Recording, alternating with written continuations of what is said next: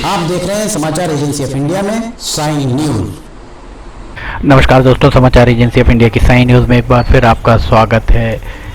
पितृपक्ष चल रहा है। पितरों को जल देने से, पितरों का तर्पण करने से बहुत सारे लाभ है, ऐसा शास्त्रों में लिखा हुआ है। आचार्यों के द्वारा पुण्य सलीला बैनगंगा के लखनवाड़ा घाट पर पितृ तर्पण का काम कराया जा रहा है और ये पूरी तरह निःशुल्क ही आचार्यों के द्वारा कराया जा रहा है। भारतीय धर्मशास्त्रों के अनुसार जब सूर्य कन्या राशि में आते हैं तब परलोक से पितृ अपने स्वजनों के पास आ जाते हैं। समाचार एजेंसी ऑफ इंडिया के सिवनी ब्यूरो से पिंकी उपाध्याय की ये रिपोर्ट। देवतुल्य स्थिति में 3 पीढ़ी के पूर्वज गिने जाते हैं। पिता को वसु के समान, रुद्र दादा के समान और परदादा आदित्य के समान माने गए हैं। इसके पीछे एक कारण यह भी है कि मनुष्य की स्मरण शक्ति केवल 3 पीढ़ियों तक ही सीमित रहती है। व्यक्ति का अपने पितरों के प्रति श्रद्धा के साथ अर्पित किया गया तर्पण अर्थात जलदान, पिंडदान, पिंड के रूप में पितरों को समर्पित किया गया भोजन, यही श्राद्ध कहलाता है। देव ऋषि पितृ ऋण के निवारण के लिए श्राद्ध कर्म हैं। ज्योतिषाचार्यों के अनुसार अपने पूर्वजों का स्मरण करने से और उनके मार्ग पर चलने, सुख शांति की कामना ही वस्तुतः श्राद्ध का मुख्य मूल माना गया है। ये देखिए, यहाँ हम आपको दिखा रहे हैं बैनगंगा घाट। बैनगंगा घाट पर सुबह सवेरे सूर्योदय के पूर्व से ही भीड़ लगना आरंभ हो जाती है। लोग यहाँ पहुँचना आरंभ हो जाते हैं। उसके बाद आचार्यों के द्वारा यहाँ पितृतर्पण कराया जाता है, पितरों को जल दिया जाता है। वैसे यहाँ अभी फ़िलहाल में 2 ही घाट हैं। तीसरा घाट बहुत अच्छा तो नहीं माना जा सकता, बहुत अच्छा नहीं कहा जा सकता।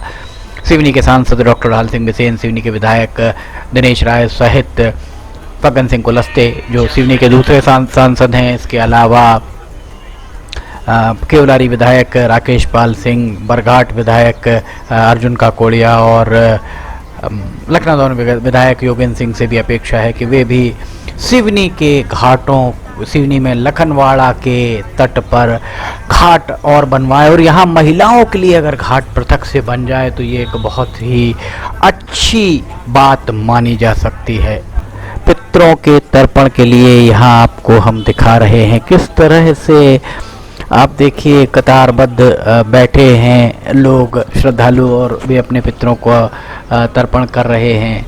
यहाँ आचार्य जो भी हैं, अलग अलग आचार्य आते हैं और वे पितरों का तर्पण कराते हैं। उनके लिए ये ज़रूरी नहीं है कि कल जिसको कराया था वो आज उनके पास ही बैठा मिले।